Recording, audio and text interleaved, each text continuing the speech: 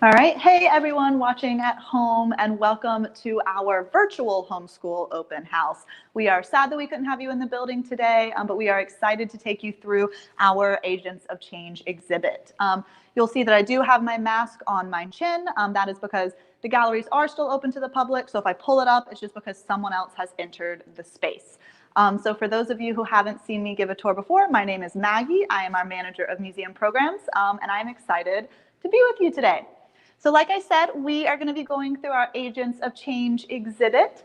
2020 was a really big anniversary year for the 19th Amendment, which occurred in 1920, 100 years ago, and was the single largest sort of enfranchisement of voting rights in the history of the United States. It eliminated gender-based discrimination with voting, which in short, sort of short, easy way to say that is that it granted the rights for women to vote. So we are going to look at the last 100 years and sort of see how granting women the right to vote gave them the ability to be a lot more involved in other areas of life and see some of the other types of changes that they've brought about in Virginia in the last 100 years. So before we do that, we do have to start in the early 1900s and look at how women fought for the right to vote in Virginia. So we are going to start with that over here. Now you guys can see up here two lovely ladies, Adele Clark and Nora Houston. Looks like Houston, pronounced like Houston. We say that all the time because I thought it was pronounced Houston when I first read her name. So Adele Clark and Nora Houston were two activists and artists who lived here in Richmond. And they were two of the founding members of the Equal Suffrage League of Virginia. Now, that was in 1909 that they founded the Equal Suffrage League of Virginia.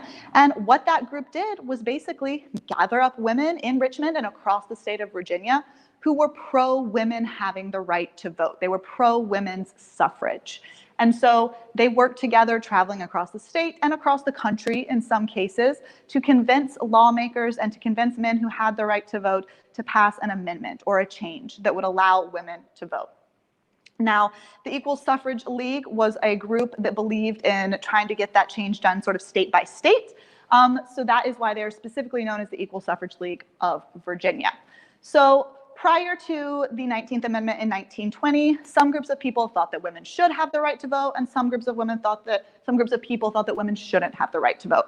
And we are going to look at a couple of our different arguments for and against women's suffrage before the 19th Amendment. Now, these were anti-suffrage arguments, aka done by people who did not want women to have the right to vote. And so these are some of their reasons. Votes cannot make work when there is no work. Votes cannot increase wages when there is no natural increase in business. So what this is basically saying is that because women are not going outside of the home and bringing in money and engaging in traditional labor the way that men were, their work had less value, and so they should not get to vote on things that had to do with that. Another argument, this is one of actually my favorite images, even though I do not agree with it, I still think it's kind of funny, was that if women could go outside of the household and vote, they would also want to go outside of the household and have other types of jobs, which meant that men would have to stay in the household and assume traditional domestic roles. So here you can see this guy. He does not look super happy. He is doing the laundry, and then below him is his baby, sort of like face to face with a cat. And he says, you know, I want to vote, but my wife won't let me. So basically, this is flip-flopping traditional gender roles. And in Virginia, which in the South is a fairly traditional place, a fairly conservative place in the past, the idea of flipping these gender roles was really like a no-go for a lot of people. Men did not want to feel that they were losing their rights. Of course, we know that just because one group of people gets more rights, that doesn't necessarily mean that another group of people loses their rights. But that was not an idea that some anti-suffragists wanted to hold in their brains at this moment in time. So now we are going to look at some of the arguments that women used pro-suffrage, because of course quite a few women were pro-suffrage. It is important to also mention there were women and men on both sides of this argument. So here we have something called the Virginia Woman, and this is a piece of literature published by that Equal Suffrage League of Virginia that I mentioned Adele and Nora were part of, and so they are sort of lining out some of their arguments. It's saying, right now the Virginia woman doesn't have any voice in the government, saying that in fact, if she were to be able to vote on equal terms with men, as a mother and a homemaker, she could have access to choices that would help increase the value of the home and help to, you know, make lives for children better. If she can vote for the school board, then she can help make schools better. So they are using arguments that are traditionally domestic. Women have their place in the home and as mothers, and they're saying, but actually if we could vote on issues around those, we can make those places even better. So this is like not a super radical argument that they're using in order to get these votes. Now, we love that. Women being progressive, women fighting for the rights of women. These are sort of, you know, really progressive, amazing ideas. And when we learn about these women, it is great to think about what all they've done that's good. But for the Equal Suffrage League, they also looked to sort of oppose, in a lot of cases, the vote for the Black woman as well. So so sorry guys, we just have a little bit of background noise. So if you're hearing that, I apologize. So the Equal Suffrage League, in a lot of cases, did realize that if women were to get the right to vote, that would mean that all women, Black women and white women. And they did in fact publish some literature, again, like we are looking at right here, which says that if all women get the right to vote, basically that it will continue to enfranchise white supremacy because there are more white women who are going to be voting. Things like poll taxes and literacy tests are going to make it harder for Black women to vote. So the official sort of position of the Equal Suffrage League, even though yay, women voting, sort of made Black women take a back seat and did employ some really racist terms and rhetoric to pass their point. Now, just because people were in this group, it doesn't necessarily mean that they believed those things. Adele Clark and Nora Houston used to drive Black women to the polls so that they could vote, but they were willing to be a part of a group that did put forth these ideas because it did advance their cause in some way. So it's important to sort of keep these complex narratives and dueling ideas in our minds when we look at history, because there's not always like one right answer. Sometimes there is though. So we are now going to move to look at Maggie Lena Walker. Have her right here. As always, she's one of our favorites. I'm a Maggie, she's a Maggie. Gotta love it. And when we are talking about Black women voting, Maggie Lena Walker is going to be one of those who is incredibly important to that story, especially here in Richmond. She was the daughter of an enslaved woman who then became a laundress. And so she grew up sort of understanding how systemic issues in the Black community meant that Black people had less access to different resources. Some of that included financial help, some of that included education. So she opened up a bank called St. Luke's Penny Savings Bank. We have a picture of it here. And then we also, Haley will in a minute pan over to some like souvenirs from it.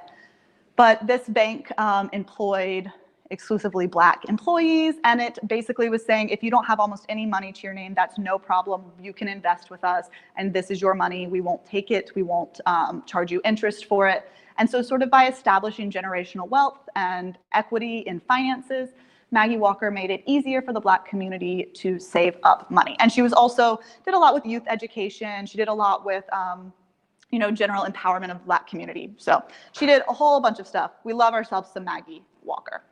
So as we move through the 20th century, we start to see once women have this right to vote, they are also starting to get,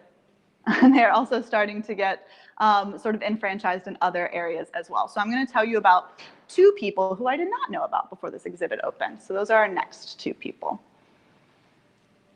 So we have right here, Dr. Zenobia Gilpin. This was a name, like I said, that I had not heard before the exhibit opened. But one area that really disproportionately affected the Black community here in Richmond, well, I mean, across the South, but she lived and worked in Richmond, was public health and access to sort of public health education. So Dr. Zenobia Gilpin graduated from Howard University Medical School in 1923. And then she came and she dedicated her career to providing medical services sort of all types to Richmond's community. So we have over here some of her, a microscope and some of her medical notebooks and some of her instruments and that sort of thing. And she was really dedicated to teaching about nutrition and to providing access to public health clinics and city hospitals and things like that. She also held leadership positions in a lot of sort of different civic organizations, which is something that you'll see in common with a lot of these women. Another thing I do really want to touch on with Dr. Zenobia Gilpin is that she graduated from Howard University Medical School in the early 1900s, early to mid 1900s. access to education for the Black community was really restricted. And we have this woman here profiled as well, Alice Jackson Stewart. And she actually applied to graduate school at the University of Virginia. When she did so in 1935, it was segregated. It was for whites only, according to sort of their admissions policy. And so her rejection really prompted a deep look at those segregation laws and a rewriting of Virginia's legislature. They chose not to desegregate, but instead they established a fund in which Black students would leave Virginia to get advanced graduate education, which meant that in a lot of times, Virginia's like best and brightest Black minds were sort of going away and then not coming back. So I would argue that this was really detrimental for Virginia as a state as a whole, because they were sort of sending some of their most motivated students away as opposed to just allowing them to gain graduate education at their own universities. Now, we've mostly been talking about Richmond so far. All the stories so far that we've really looked at are very Richmond-centric, which is something that happens. We are the capital city. There's a lot of people that live here. But Richmond is not the only place in Virginia, so we are now going to move far to the southwest, and we're going to look at Laura Lou Scherer Copenhaver, quite the name. So we talked a little bit about one of the arguments the suffragists both made and was made against them, was that to have the right to vote would really upend these traditional domestic structures. Sort of traditionally in the early and mid-1900s, as well as throughout all of Virginia's history, the domestic labor that women did was often not valued economically the same way that labor men did outside of the home. So what we see happening with Laura Lou, she looks around her community in Southwest Virginia and she says, hey, we need to look for a way to sort of economically empower this area and to empower the women that live here. So she founded Rosemont Industries, which is a craft collective. Now, Rosemont Industries produced household items, things like decorative textiles, things like furniture, things that women had a lot of experience producing, again, from their domestic work, from their role in the household. And what she did was get supplies from local farmers. So she would get like wool from the sheep. So that kept the money in the community because she didn't buy like goods from other places. Then those women would take those goods, the dyes and the wool, and they would weave them into textiles. And we have an example of one of those right here. Now, once they wove them into those textiles, a lot of times the sort of traditional Appalachian designs, like the lover's knot coverlet, which we have shown in this little book right here, they would put all of these designs into a magazine. She would send these magazines out all over the state, sometimes all over even farther than the state. People would order what they wanted, and the women would send their goods out. And I love this because it's so smart. It is giving women a sense of purpose in the community. It is giving them the ability to make money. And it is keeping all of that money in the community by using the resources that the community has a lot of to create resources that they don't have a lot of. And it also placed a lot of value on labor that wasn't traditionally valued. So I really sort of love this story. And she funneled a lot also into sort of educational opportunities for Southwest Virginia children. And this little cover I just think is so cute. Love to have it as a coloring page, which maybe we will. We have coloring pages all over our website. All right, so another area that we are going to look at is women in the military. So prior to World War II, women were sort of allowed to help in some arenas of the military, but not in any official way, definitely as a volunteer, and they did not receive any official military benefits, no pensions or anything like that. That changed in World War II. After World War I, especially, women had shown that as the men went overseas, women were more than capable of sort of filling in all of the factory jobs and all of the all of the holes in the economy that were left open as the men went over to fight. So when World War II came about, women were even more sort of clamoring and being like, okay, well, like we have shown that we can do this and we want to do even more. We can vote, we are voting, we are patriotic. We want to serve our country in the same way that men can. And so a variety of different programs are implemented. The one we're featuring here is called WAVES, which is called the Women Accepted for Volunteer Service. And we are profiling a woman named Nancy Bailey Cogsdale because this is her uniform that we have, which we love. And so the WAVES were sort of the first women to have equal military benefits. And so that would mean like pensions and disability protection. They were treated as enlisted women, let's say. They did not necessarily go overseas and see active battle, but they filled in the coding and encrypting and administrative positions at the bases along the coast, especially down in like Norfolk. And so that allowed the men who had previously had those positions to go overseas. So, I mean, they were doing a lot of like cool spy work and coding work and things like that. And like I said, this uniform actually belonged to Nancy Bailey. And you can see a photograph of her wearing it right behind. I really love this uniform. I think very important for women when they were designing this uniform was to show that they were official military. They had their official, anchors on the collars. They have their official stars and bars on the sleeves. They have their gold buttons. This is a military uniform. There's no mistaking that. But it is still a feminine uniform. It has a skirt. It has a little cinched-in waist.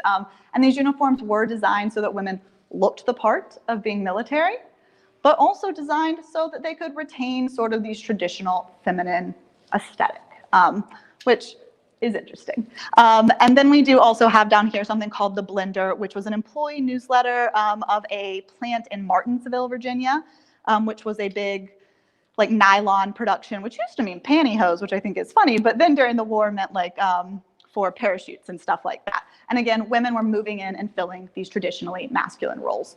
So women have shown that they are taking the right to vote. They're using it to improve the public health of their communities. They're using it to improve the economic status of their communities. And they're using it to prove that they can sort of work for their country in exactly the same ways as men can.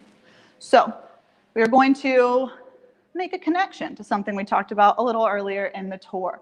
When we talked about the Equal Suffrage League, we talked about how one of the things that they sort of pushed aside was the fact that if all women got the right to vote, Black women would also get the right to vote, because they said that things like poll taxes and literacy tests would make it so that the most Black people couldn't vote. And so generally speaking, the sort of white opinions and white votes would matter more. Evelyn Butts, who we see here, is someone who said, I don't think that's constitutional. Mostly, I just don't think that's fair. So Evelyn Butts was, she lived in Norfolk. She was a seamstress. She was a civil rights activist. And she helped to strike down the poll tax. So for those of you guys who don't know, poll taxes and literacy tests are things that when you go to vote, you might have to pay a small fee to do so, or you might have to answer a question about, your state government or the federal government. Now, it's just not fair. It's putting up barriers for people who have a constitutional right to vote. But B, it disproportionately affects the Black community and the poor white community. The Black community was enslaved for hundreds of years. They were not paid for their labor. Even after slavery ended, they were paid less wages or tricked into not being paid for a variety of reasons. And so they don't have the amount of money that most of the white community does through systemic issues.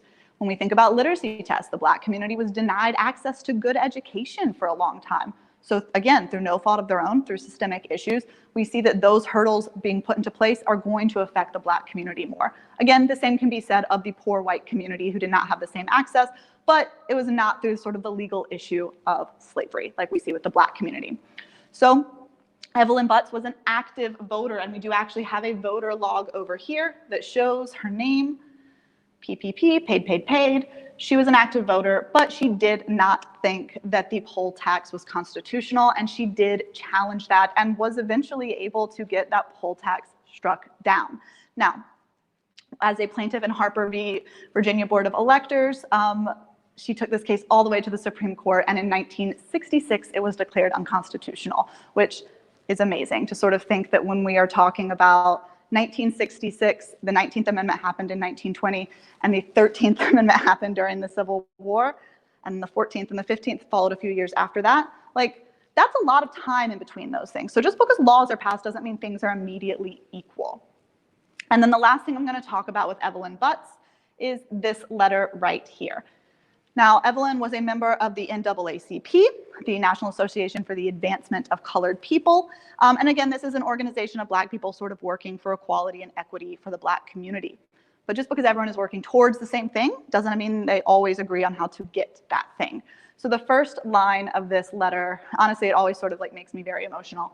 And it says, "It is impossible for a Negro in the South to be radical. The mere fact that he is alive is conclusive proof that he is conservative."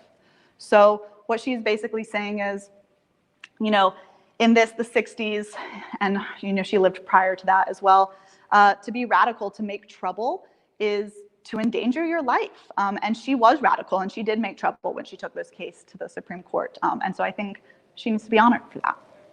So we're going to move over here. Haley and I talked about where I was supposed to stand here. There are a lot of pathways in this part of the tour, and it's very stressful for me. Now, we are going to sort of move forward and talk about, after that first wave of feminism, like, yay, 19th Amendment, women get the right to vote. Like, okay, still not super equal, but poll taxes struck down. We love that too. We are moving our way forward. Now, in the sort of 1970s, we start to see a rise of what is sometimes called the second wave of feminism, or this idea that even though women do have the right to vote, it doesn't necessarily mean that they have equal protection under the law, or that they are considered equal sort of in the eyes of the court. And that is where the Equal Rights Amendment comes in. Now, the Equal Rights Amendment was initially sort of proposed in the 1920s, I believe, but it was, you know, people were riding high off the 19th Amendment, and it wasn't considered super necessary, so it died fairly quickly. But Flora Crater, who we have a picture of here, was sort of instrumental in raising awareness to this amendment again. Now, the Equal Rights Amendment states that equality of rights under the law shall not be denied or abridged by the United States or any state on the account of sex. Who could possibly disagree with that, right? It just has a little 4 or 5 lines, so short, so easy. But in fact, quite a few people, there was quite a bit of debate over it, and we'll look at that in a second. But Flora Crater, a Virginian who raised a lot of awareness for this, and who eventually, through her activism, was able to get the US Congress to pass the ERA in 1972. Now, hello, you can come on in. I'll put my mask up. All right, guys, we just got some people in the gallery, so I threw my mask up. And so, like I was saying, Flora Crater was able to get Congress to pass the ERA in 1972 through her activism, but because it was not ratified by all the states, it was not sort of turned into an official amendment. And we'll look at a little bit how that might change in a second. But the last thing I'm going to show you on this, I just love it so much. We've got our little scales of justice. We've got our symbol for a man. We've got our symbol for a woman. And they, where's my finger? Oh, are equal. Equal. One's not greater than the other. One doesn't weigh more. I love that. Now, like I mentioned, the ERA had quite a few supporters, and we can have a collection of political buttons right here. You can see support the ERA. A man of quality is not threatened by a woman of equality. That one's my favorite. I'm in the 80%. 80% of women supported the Equal Rights Amendment. But some people did not support the Equal Rights Amendment, and that is true of the men and the women. Again, just like we saw with suffrage, there were men and women who supported the ERA, and there were men and women who didn't. And we have a political button right here. It is an anti-ERA button. It says equality, yes, ERA, no. So Phyllis Schlafly, who was recently on a Hulu show that you can watch that the name of escapes me right now, she spearheaded a movement called Stop ERA.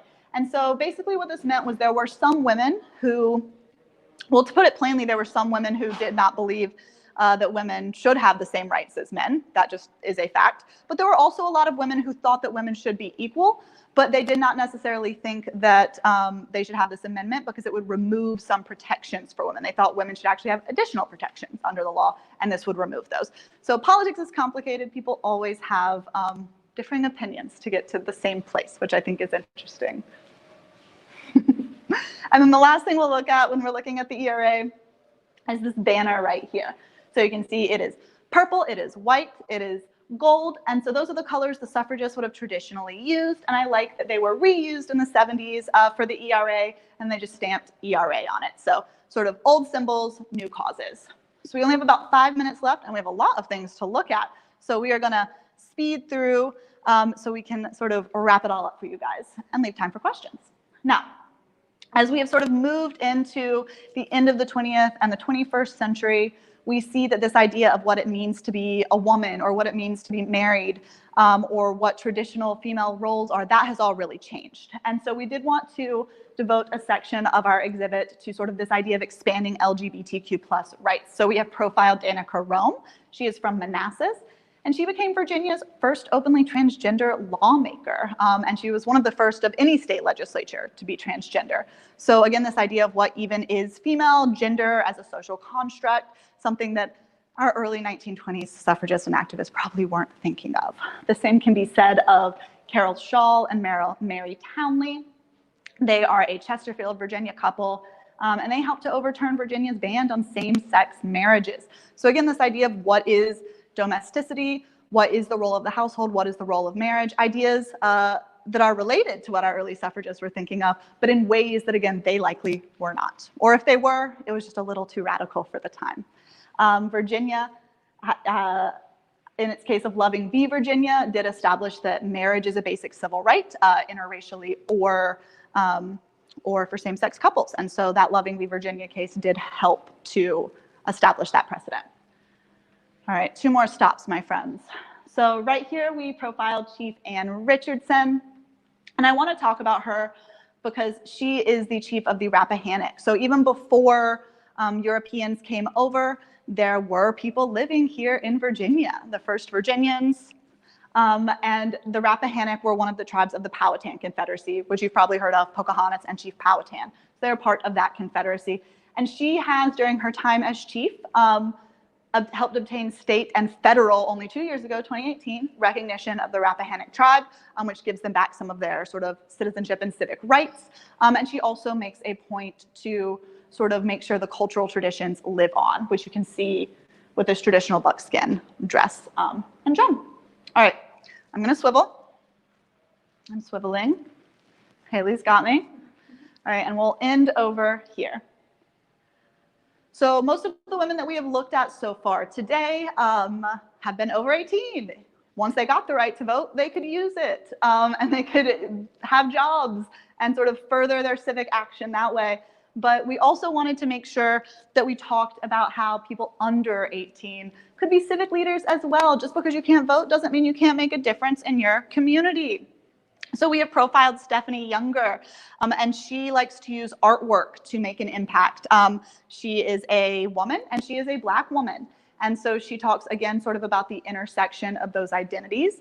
And she is a great representation of how the youth culture is using digital media and is using sort of protests and marches and things like that to rally around causes that they can't yet vote for, but they're becoming informed until the time that they can. So sort of circle back to that and ask if there's any questions from the chat. Yeah, so people can submit their questions by going and adding comments in either Facebook or YouTube.